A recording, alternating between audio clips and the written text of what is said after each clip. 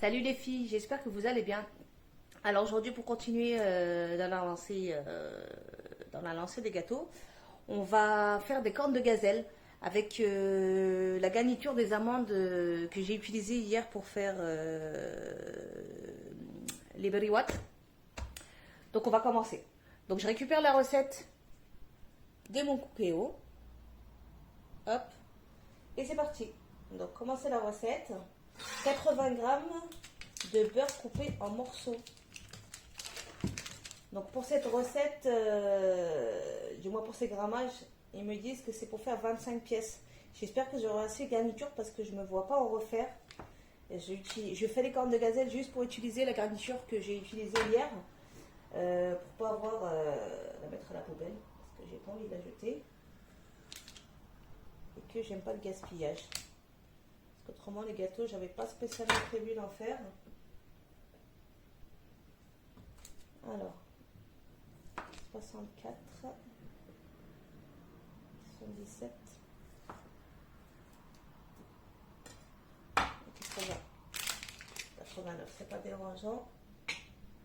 Insérer le gobelet doseur. Hop, suivant. 4 minutes, 90 degrés, vitesse 2. Rendez-vous dans 4 minutes. Alors, suivant. 200 g de farine de blé.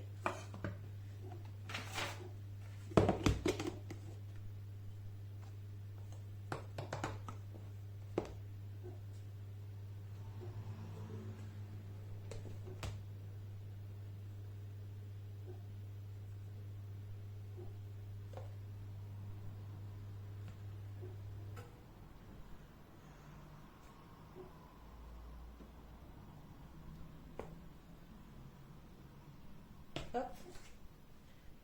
Ensuite, un zeste de citron jaune que je n'ai pas, que je vais pas mettre.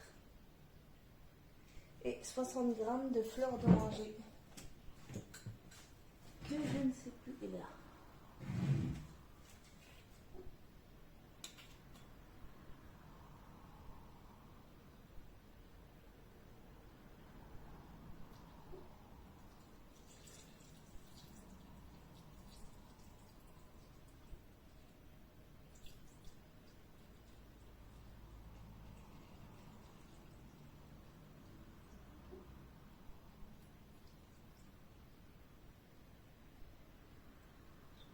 Voilà, 60 tout pile. Il me reste une petite goutte. Je vais la garder pour plus tard. Alors, suivant, insérer le gobelet doseur. Et on va bien faire cuire 30 secondes. Alors, les 30 secondes sont terminées. Suivant, transvaser la pâte dans un récipient, filmer au contact et mettre au réfrigérateur 15 minutes. J'ai mal à l'oreille. Bon, elle est belle. Je vous montre la pâte. Elles sont bonnes en plus. Hop. Donc, on va venir la mettre dans un sac congélation. Et je vais la mettre au réfrigérateur 15 minutes.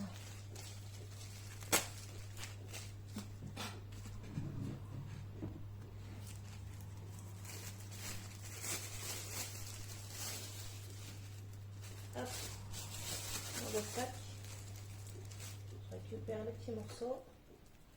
Elle est belle, hein. Je pensais pas qu'elle allait être aussi malléable, je pensais que ça allait être un petit peu plus compact. Alors franchement, je suis surprise hein, par la qualité de la pâte, du moins la texture. Et la qualité, ça reste la même. Voilà, donc on ferme bien le sac, on essaie bien de chasser toute l'air. Je l'étale juste pour qu'il refroidisse plus vite et on va venir la mettre au réfrigérateur par 15 minutes. Alors les filles, on va pouvoir procéder au montage des cornes de gazelle. Alors, je suis défarinée à mon plan de travail, c'est moi ma table. J'ai pas envie de rester debout. On étale la pâte, finement de préférence.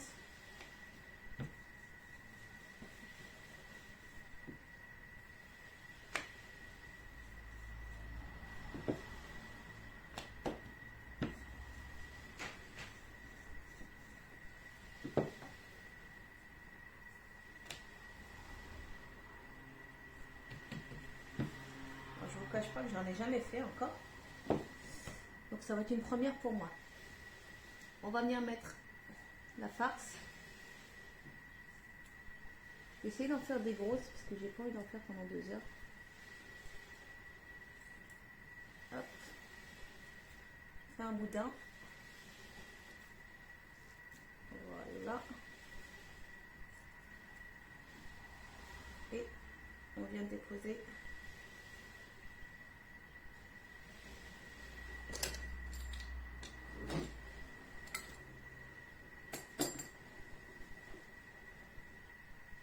le boudin au centre et on referme.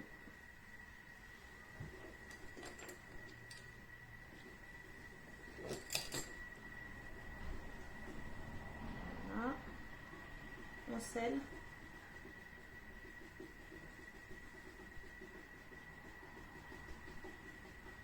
Et on roule. Ok, on serre bien.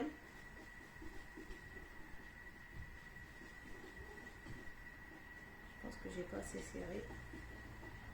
Ça risque de me porter préjudice pour tout à l'heure à la cuisson.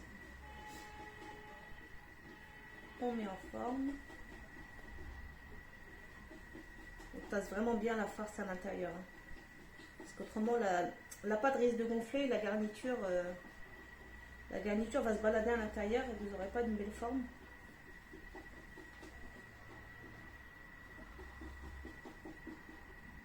Vous en avez qui utilisent un bouchon, qui mettent à ce niveau-là pour pouvoir former correctement leur corne. Mais je ne vais pas le faire. Je vais couper l'excédent de pâte. Et je viens sceller mes bords. Jusqu'à là, rien de compliqué. C'est juste une histoire de modelage qu'il faut absolument réaliser parce qu'autrement vous allez vous retrouver avec des cornes de gazelle pas très jolies.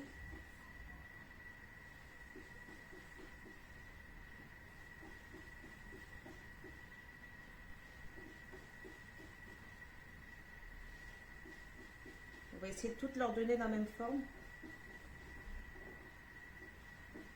Alors je vais essayer de faire un mix entre les cornes de gazelle marocaine et les cornes de gazelle algérienne. Je ne me rappelle plus comment ils appellent ça. Voilà. Et je pense que c'est bon. Je n'ai pas plus à travailler que ça.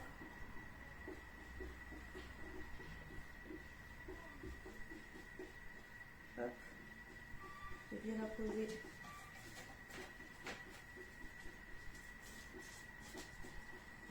sur ma feuille. Et je viens la piquer parce que tout à l'heure on va faire un sirop de sucre pour pouvoir faire adhérer le sucre glace en fin de cuisson. Donc on vient tout simplement piquer le corne de gazelle.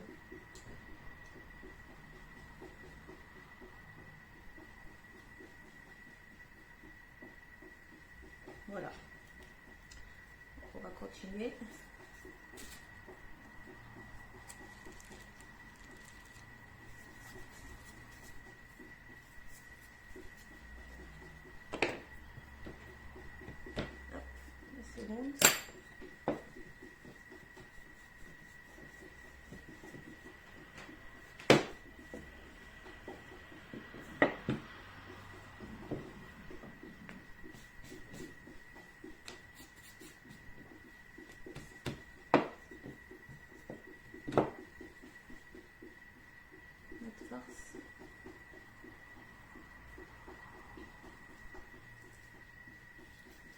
Je vous rappelle que la farce que j'utilise, c'est celle que j'ai utilisée hier pour faire les briouettes aux amandes. Donc des amandes, de la cannelle, du sucre et de la fleur d'oranger. Voilà. On sert bien la garniture à l'intérieur.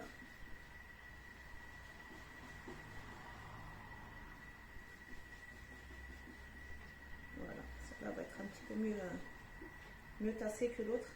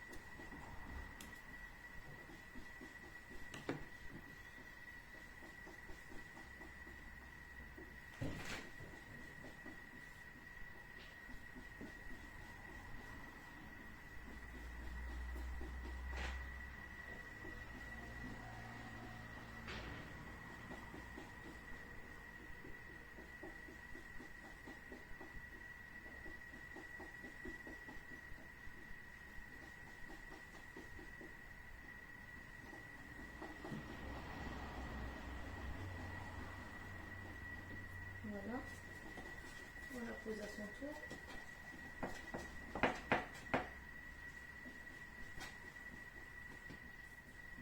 Et elle aussi, on va bien la piquer.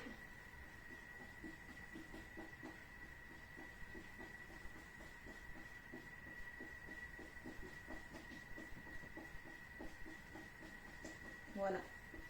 Donc je viens de façonner mes cornes de gazelle et je reviens vers vous pour la cuisson. A tout de suite. Voilà, le façonnage est terminé. Du moins ma plaque est terminée. Donc 3, 6, 9, 12, 12, 12, 12, 12, 12. Il me reste à peu près 5, 6 à faire. Donc je vais les faire de façon basique, hein, comme les vraies cornes de gazelle marocaines. Je vais juste préchauffer le four et je reviens. Alors j'ai préchauffé mon four à 180 degrés et je vais commencer à les enfourner allez, 10 minutes, un quart d'heure et je reviens. Hop, on continue. Pendant que la première plaque est au four, on va essayer de finir la garniture avec le peu de pâte qui me reste. Je ne cache pas qu'il ne me reste vraiment pas grand chose. Il faut que j'essaye de terminer ma farce et c'est surtout la farce qui m'inquiète. Je vais en avoir un petit peu trop. Après, c'est pas grave, elle est fraîche, je peux encore la congeler. Mais bon, j'ai pas spécialement envie de la congeler.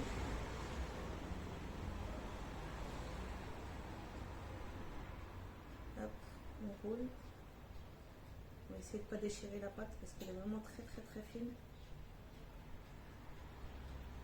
Ça m'embêterait qu'ils explosent. Déjà que je ne suis pas sereine pour celles qui sont au four là. J'espère qu'elles ne vont pas exploser. Je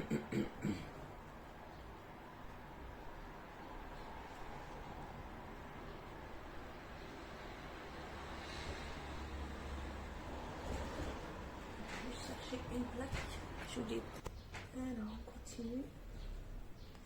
J'ai récupéré une plaque sur laquelle j'ai mis du papier cuisson.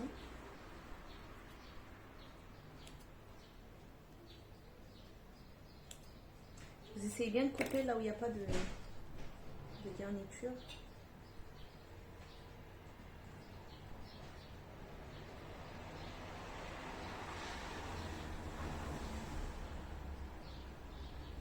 Étant donné que c'est la première fois que je l'ai fait, franchement, je serais bien dégoûtée de pas les réussir. C'est un truc que je n'ai plus jamais réessayé.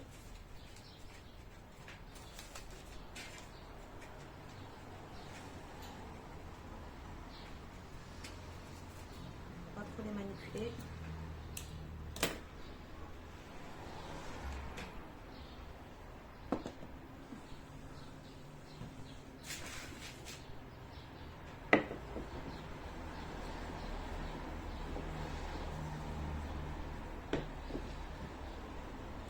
C'est aussi de ne pas trop étaler la pâte.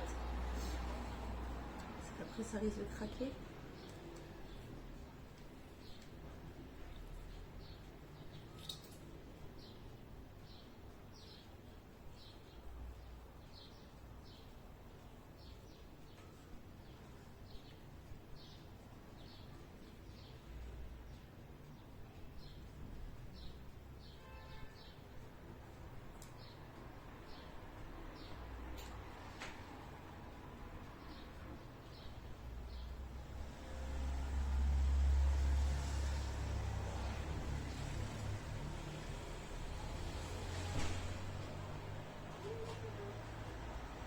C'est super minutieux, tout ce que j'aime pas.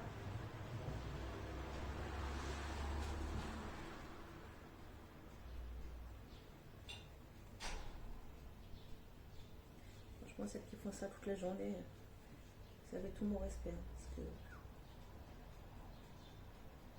je n'ai aucune patience, aucune minutie.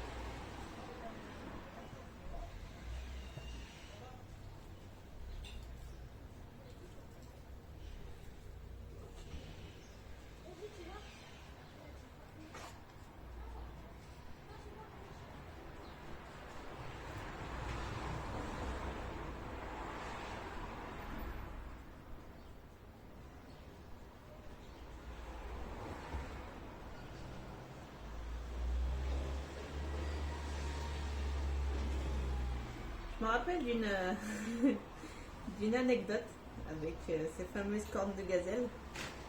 À l'époque, on partait au Maroc avec mes parents en voiture et on est parti avec des voisins, des gens avec qui on a grandi. Donc cette maman, plus ma maman, avait décidé de faire des gâteaux. Donc ils les ont chargés dans la voiture, mais il s'avère que nous on a décidé autrement. J'ai décidé d'aller dans la voiture de l'autre famille avec eux, vu qu'on faisait la même route. Et manque de peau pour eux, j'ai été assise à côté du seau de cornes de gazelle. J'ai bouffé quasiment l'intégralité du seau. Quand on est arrivé à la prochaine étape, en fait, au prochain jour, on devait s'arrêter. J'ai ma mère et la mère de la fille avec qui j'étais dans la voiture qui se sont rendus compte qu'on avait bouffé quasiment tous les gâteaux. On s'est fait démonter. C'était des cornes de gazelle, mais on les a éclatés. Et je me suis fait éclater après derrière. C'était trop marrant. Et je le redis à ma mère, elle va me dire ouais, je me rappelle pas. Et moi, je me rappelle très bien. Parce qu'elle m'a tellement allumée. Aïe, aïe, aïe. Bon, je finis cette petite corne et après, je vais marquer une pause et je vais vérifier où en où en est la cuisson de ma première plaque.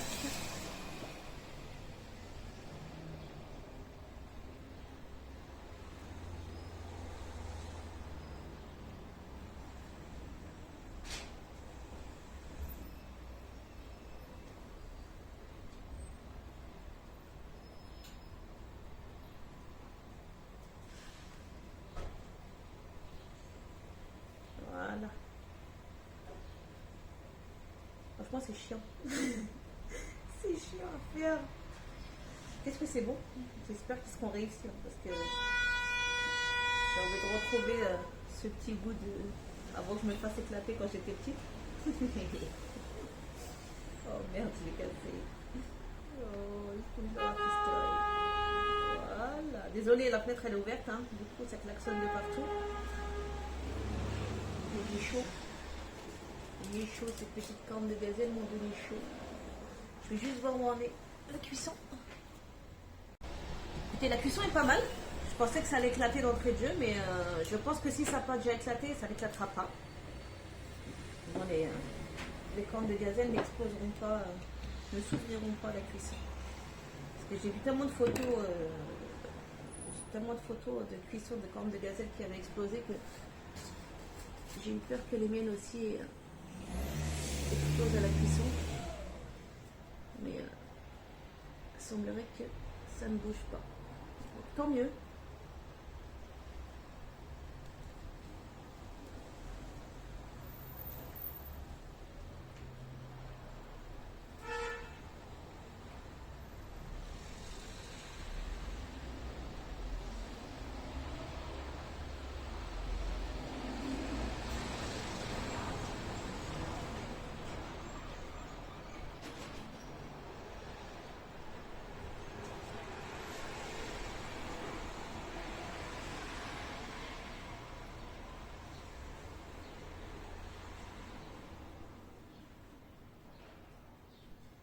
Je crois que cela, je ne suis pas aussi sereine, parce que la pâte est beaucoup plus fine. Moi, j'ai peur pour cela. J'ai peur que ça pète. Et je pense qu'ils vont péter cela. La pâte est beaucoup plus friable. On verra ce que ça donne. Je pense que celui-là va péter déjà. Je vais le mettre à l'écart pour le dissocier des autres. Mais je pense que c'est celui-là qui va... S'il y en a un qui doit péter, c'est celui-là. Je vais le mettre là, on verra tout à l'heure.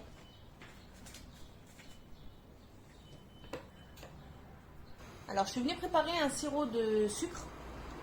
Pour le sirop de sucre, j'ai pris 2 verres d'eau de verre à thé, 2 verres d'eau, 2 mesures d'eau et 1 mesure de sucre que je porte à ébullition. Une fois que l'eau commence à bouillir, vous baissez le feu, vous laissez bouillir 10 minutes. Alhamdoulilah, et vous éteignez le feu, pardon, et vous laissez refroidir un petit peu le sirop de sucre, et ensuite on viendra préparer un petit sac congélation dans lequel on mettra du sucre glace. Donc on va venir plonger le gâteau dans le sirop de sucre. Recto verso, on va l'imbiber. Et ensuite, on viendra le mettre directement dans le sac congélation où il y aura le sucre glace pour pouvoir faire une bonne croûte de sucre dessus. Donc, je vais juste attendre encore un petit peu que les gâteaux finissent de cuire. Je vais déposer ma deuxième plaque de cuisson. Et ensuite, on va venir procéder au sucrage, du moins au glaçage du gâteau. Allez, c'est parti. On va passer au glaçage.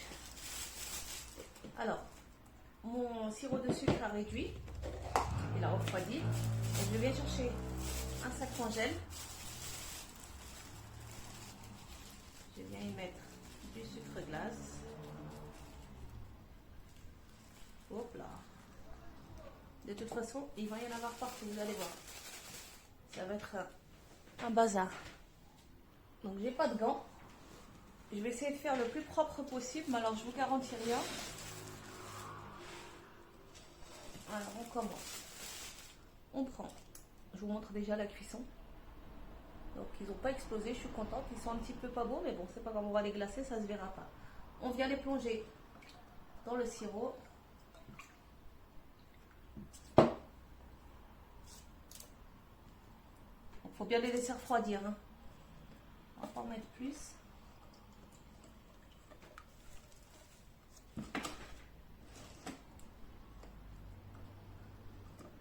On les imbibe bien.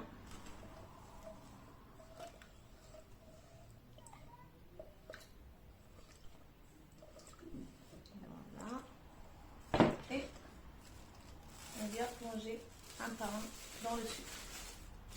Ok. Et on enroule.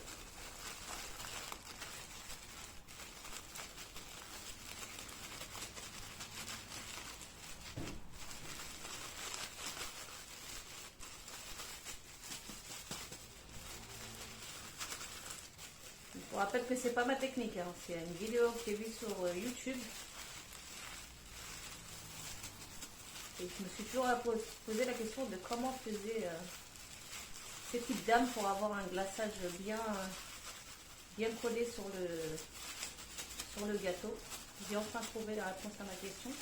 Qu'évidemment, quand on pose la question, il n'y a personne qui vous répond. Et je trouve ça franchement dégueulasse de ne pas répondre. Mais bon, c'est pas grave. J'ai trouvé toute seule. Hop. Arrive la session sagouin. Donc on lisse, on tape un petit peu et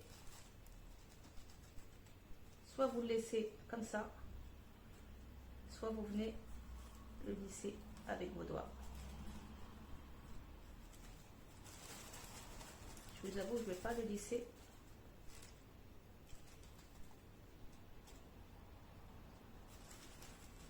Parce que ça va être beaucoup trop long. Et voilà, je vais le laisser comme ça. Donc on y va pour le deuxième.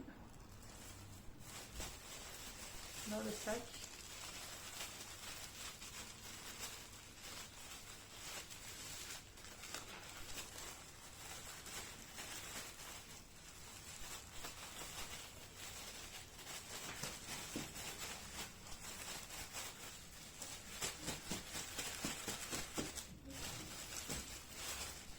Et on vient récupérer son gâteau. D'où l'importance de bien laisser refroidir parce que s'il est chaud et que vous faites ça, il va casser.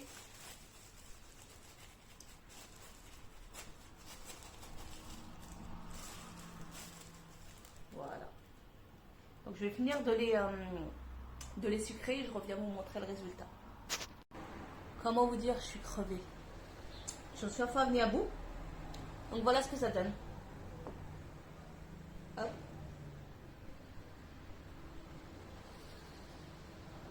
Ça, c'est les gros. Et ça, c'est les plus petits. Donc, la seule différence, c'est qu'il y a moins de garniture à l'intérieur. Donc voilà, sur ce, je vous souhaite une bonne fin de Ramadan, une bonne fête de l'Aïd. Quoi vous dire de plus? Une bonne soirée. J'espère que vous avez passé aussi un bon Ramadan. Bon, moi, je ne vous cache pas que cette année, il était très dur. Mais bon, on va pas se plaindre. Ça aurait pu être pire. L'an dernier, on a eu une canicule. Cette année, c'était pas le cas. C'est déjà ça. Mais il n'empêche qu'il était sport cette année. Mais bon, on fait avec, alhamdoulilah. Ça aurait pu être beaucoup plus pire. En sachant qu'il y a d'autres pays ou d'autres contrées qui galèrent beaucoup plus. Donc on va franchement pas se plaindre. Du tout. C'est pas du tout le but. Justement. Si jamais, lorsqu'on fait Ramadan, c'est pour souffrir. Entre parenthèses.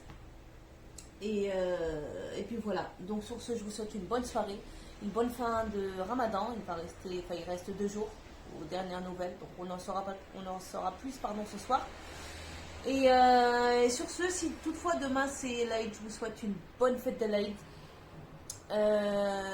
Prenez soin de vous.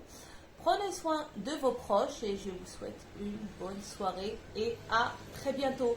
Très certainement la semaine prochaine, pas avant, parce que je suis pas là à partir de jeudi matin.